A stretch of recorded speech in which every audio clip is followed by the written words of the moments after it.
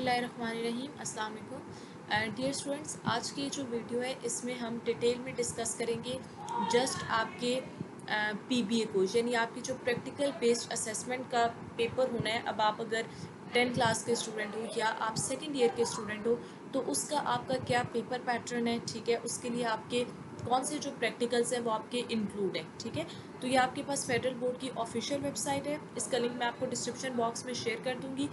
इस वेबसाइट का लिंक ना हर स्टूडेंट लाजमी अपने पास कहीं ना कहीं सेव रखें, ताकि आप लोग ना, क्योंकि अब तो फेडरल बोर्ड आपका ये हर ईयर ही कुछ ना कुछ चेंज कर रहा होता है, ठीक है। तो जब आप इसको ना साथ साथ देखते रहा करो कि आपके क्या करंट चेंजेस हैं, क्योंकि बीइंग अ स्टूडेंट आपके लिए जानना ज़रूरी है कि आपके सिलेबस में क्या चेंजेस हुई हैं, आपके पेपर पैटर्न में क्या चेंजेस हुई हैं, ठीक है। अब जैसे लास्ट वीडियो में हमने डिस्कस किया था कि आपके पास जो सिलेबस रिड्यूस्ड हुआ है, ठीक है। वो वीडियो अगर आपने नहीं देखी तो उसका लिंक मैं आपको डिस्क्रिप्शन बॉक्स में शेयर कर दूंगी, आप उसको लाजमी देखो, वहाँ से आपको आइडिया हो जाएगा कि हर सब्जेक्ट का वो स्पेसिफिकली सेकेंड ईयर के स्टूडेंट्स के लिए जस्ट, ठीक है। आपका हर सब्जेक्ट का जो सिलेबस रिड्यूस्ड हुआ है उसको उस वीडियो में हमने डिस्कस किया हुआ, ठीक है। इस वीडियो में हम डिस्कस करेंगे आपके पीबीए को, ठीक है। ये हमने लास्ट वीडियो में डिस्कस किया था। जैसे आप देखो, इसमें पहले 9 क्लास के लिए असेसमेंट फ्रेमवर्क है। असेसमेंट फ्रेमवर्क में आपका ये मेंशन है कि आपका कौन सा जो टॉपिक है वो आपका रिड्यूस सिलेबस का पार्ट है, यानी वो टॉपिक आपका सिलेबस से एग्जाम्प्ट कर दिया गया है, उसको आपको एग्ज़ाम की प्रिपरेशन के लिए प्रिपेयर करने की ज़रूरत नहीं है, तो वो आपकी बुक में प्रेजेंट है, ठीक है।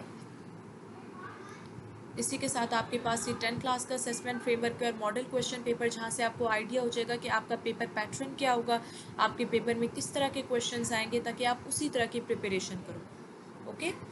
इसी तरह आपके पास फिर नीचे फर्स्ट ईयर और सेकेंड ईयर के हर सब्जेक्ट का आपको गिवन है। फिर नीचे आ जाओ प्रैक्टिकल बेस्ड असेसमेंट, जो आज का हमारा मेन टॉपिक है।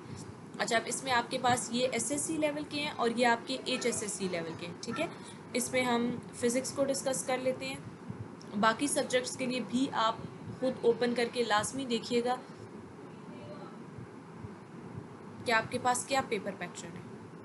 अच्छा, अब अगर हम फिज़िक्स की बात करें तो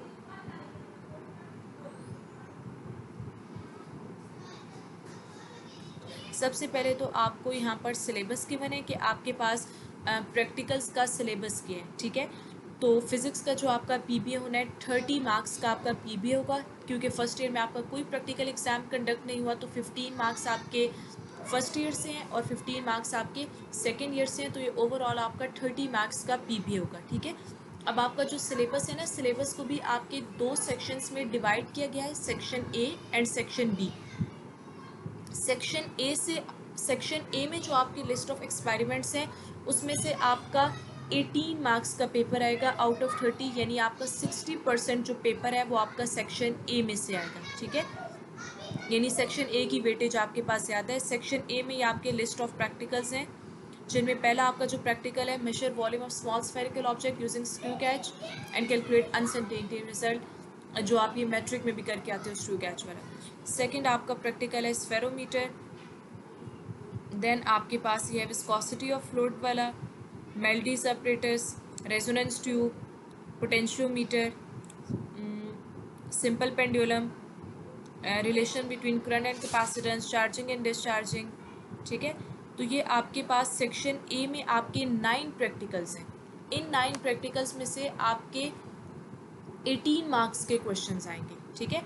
अब जो रिमेनिंग आपका 12 मार्क्स का पेपर है वो आपका आएगा सेक्शन बी में से, जिसमें आपके हैं 6 प्रैक्टिकल्स, ठीक है। यानी आपका जो सेक्शन बी है उससे आपका 40% ऑफ पेपर आएगा। अच्छा, फिर इसमें अब एग्ज़ाम में किस तरह का क्वेश्चन आपसे पूछा जा सकता है, ठीक है, वो भी क्लियरली आगे मेंशन है कि जैसे आपके पास जो नेक्स्ट प्रैक्टिकल है सेक्शन बी का first, calculate elastic potential energy from load extension graph और वर्टिकल मास स्प्रिंग सिस्टम। अब इसमें किस किस तरह से क्वेश्चन आ सकता है, ये आगे आपको टाइप ऑफ क्वेश्चन गिवन है, ठीक है, कि आपने एटलीस्ट ये जो क्वेश्चन है इनको लाजमी प्रिपेयर करना है, लेकिन ये जस्ट आपके पास एक सैम्पल है। क्लियर? लास्ट वीडियो में हमने डिस्कस किया था जब आपके रिड्यूस सिलेबस के टॉपिक्स को हमने डिस्कस किया था तो उसमें हमने ये भी देखा था कि आपके बुक के अंदर जो टॉपिक्स हैं उनमें से कौन कौन से ऐसे टॉपिक्स हैं जिनको आपने अपने थ्योरी के पेपर के साथ साथ पीबीए के पेपर के लिए भी प्रिपेयर करना है, ठीक है।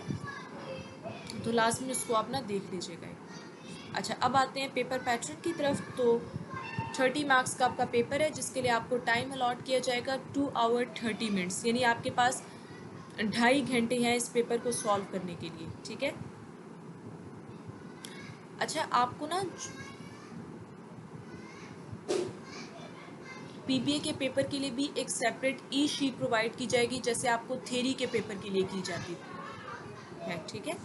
आप उस ई शीट पर अपना पेपर अटेम्प्ट करोगे। अच्छा, अब आप देखो सेक्शन ए में आपके पास जो क्वेश्चन नंबर 1 है, क्वेश्चन नंबर 1 आपका पोटेंशियोमीटर के एक्सपेरिमेंट से है, ठीक है। अब इसमें अगर आप क्वेश्चन के मार्क्स देखो तो आपका 1 मार्क्स का क्वेश्चन है, टेबल आपका 3 मार्क्स का है, ठीक है। लेकिन अगर आप क्वेश्चंस के की मार्किंग देखो तो आपके 1 मार्क्स के क्वेश्चन है। इसका मतलब है कि आपने यहाँ पर बिल्कुल टू द पॉइंट आंसर करना होगा, ठीक है। यानी आपने बहुत बड़े बड़े पैराग्राफ्स नहीं लिखने। मिनिमम आपका अगर 1 मार्क्स का है तो 2 to 3 लाइन्स आर इनफ, इससे ज़्यादा आपको जाने की ज़रूरत नहीं है। फिर नेक्स्ट आपका जो क्वेश्चन नंबर 2 है वो आपका स्फेरोमीटर से है। अब इसमें भी आप देखो जो क्वेश्चन है वो 1 मार्क है, फर्स्ट क्वेश्चन, ठीक है। फिर इसमें टेबल से रेलेवेंट भी आपका क्वेश्चन है। अब जो क्वेश्चन नंबर 3 है वो आपका चार्जिंग डिस्चार्जिंग से है। अब इसमें आप देखो कि आपका टेबल के अलावा ग्राफ का भी क्वेश्चन है। जैसे ऊपर हमने देखा था क्वेश्चन नंबर 1, क्वेश्चन नंबर 2 में आपसे उन्होंने कहा था कि आपने टेबल फिल करना है, ठीक है। लेकिन अब जो क्वेश्चन नंबर 3 है उसमें आपको टेबल गिवन है, आपने इस टेबल में जो डाटा गिवन है उसको यूज़ करके आपने ग्राफ प्लॉट करना है और इस ग्राफ के आपके 3 मार्क्स हैं, ठीक है। तो जिन बच्चों को ग्राफ प्लॉट करने में प्रॉब्लम होती है तो इंशाल्लाह मैं उसके लिए भी एक वीडियो अपलोड करूंगी जिसमें आपको सिखाऊंगी कि ग्राफ्स आपने कैसे प्लॉट करने हैं। ग्राफ्स प्लॉट करना बिल्कुल भी मुश्किल नहीं होता, इसमें जस्ट आपकी 2 चीज़ें होती हैं। आपको ये पता होना चाहिए कि आपका अलॉन्ग एक्स एक्सिस कौन सी क्वांटिटी है, अलॉन्ग वाई एक्सिस कौन सी क्वांटिटी है। मेजर मिस्टेक्स जो स्टूडेंट्स करते हैं, क्योंकि जब आपको यही नहीं पता कि आपने एक्स एक्सिस पे कौन सी क्वांटिटी लेनी है, वाई एक्सिस पे कौन सी क्वांटिटी लेनी है, तो ऑब्वियसली जो ग्राफ आप प्लॉट करोगे वो आपका रॉन्ग होगा। जैसे कि ये टेबल है, इसमें आपका ग्राफ है टाइम और वोल्टेज के दरमियान का, ठीक है। एक बात हमेशा याद रखो, जिन आपने हमेशा जब भी ग्राफ प्लॉट करना है उसमें अगर एक आपकी ऐसी क्वांटिटी है, जैसे यहाँ पर टाइम है, यानी एक क्वांटिटी आपकी टाइम है और दूसरी आपकी कोई भी क्वांटिटी हो सकती है, जैसे यहाँ पर वोल्टेज है, ठीक है, करंट भी हो सकता है, व्हाटएवर। टाइम को हमेशा हम अलॉन्ग एक्स एक्सिस लेते हैं क्योंकि टाइम आपका इंडिपेंडेंट क्वांटिटी है। तो ग्राफ प्लॉट करने से पहले जो चीज़ आपको पता होनी चाहिए वो यही है कि आपकी इंडिपेंडेंट क्वांटिटी कौन सी है, डिपेंडेंट क्वांटिटी कौन सी है। इंडिपेंडेंट को हम हमेशा एक्स एक्सिस पे लेते हैं, डिपेंडेंट को हम हमेशा वाई एक्सिस पे लेते हैं। जब आप अपने एक्सिस पे ठीक क्वांटिटी मेंशन करोगे तो टेबल तो आपको गिवन है, आप इजीली वहाँ से ग्राफ प्लॉट कर लोगे, ठीक है। सबसे इंपॉर्टेंट चीज़ आपकी होती है कि आपने एक्स अपनी क्वांटिटीज़ को ठीक लेबल किया हो, एक्स एक्सिस और वाई एक्सिस पे आप कौन सी क्वांटिटी ले रहे हो। एंड नंबर 2, आपको स्केल चूज़ करना आना चाहिए, ठीक है। तो ये जो आपकी चीज़ें हैं ये इंशाल्लाह इसको भी हम आगे फर्दर वीडियोस में डिस्कस करेंगे। नेक्स्ट फिर आप आ जाओ section B.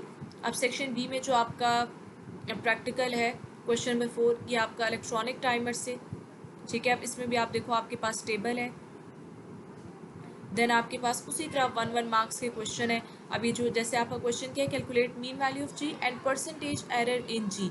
Mean value calculate करना तो आपको पता है बहुत सिंपल है। मीन वैल्यू के लिए दूसरा आप वर्ड यूज़ करते हो एवरेज का। तो यहाँ पर जो आप जी की वैल्यूज़ कैलकुलेट करोगे 6 वैल्यूज़ हैं, इन सब को आप ऐड करोगे, डिवाइडेड बाई 6 करोगे, आपके पास मीन वैल्यू आ जाएगी। परसेंटेज एरर निकालने के लिए आप फॉर्मूला यूज़ करोगे परसेंटेज एरर का, actual value minus experimental value divided by actual value multiply 100%। तो यहाँ से आपका परसेंटेज एरर आ जाएगा, ठीक है।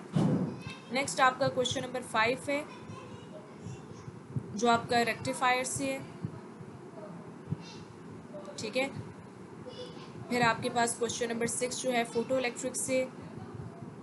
तो अब आप देखो कि आपका चूँकि 30 मार्क्स का पीबी है, इसमें अगर आप काउंट करो तो आपके 6 प्रैक्टिकल्स कवर हो गए हैं। और टोटल आपके पास नंबर ऑफ प्रैक्टिकल्स कितने हैं 15। तो 15 में से आपके 6 प्रैक्टिकल्स तो आपके एक सिंगल 30 मार्क्स के। यहाँ से आपको क्या समझ में आता है कि आप अपने किसी भी प्रैक्टिकल को चॉइस में नहीं छोड़ सकते हो, ठीक है। अच्छा, एक चीज़ और, आपके जो 15 प्रैक्टिकल्स हैं ना, इनमें से भी आपके 2 प्रैक्टिकल्स फॉर्मेटिव हैं, यानी वो 2 प्रैक्टिकल्स आपने नहीं करने, तो पीछे आपके पास जस्ट 13 प्रैक्टिकल्स बच जाते हैं, ठीक है।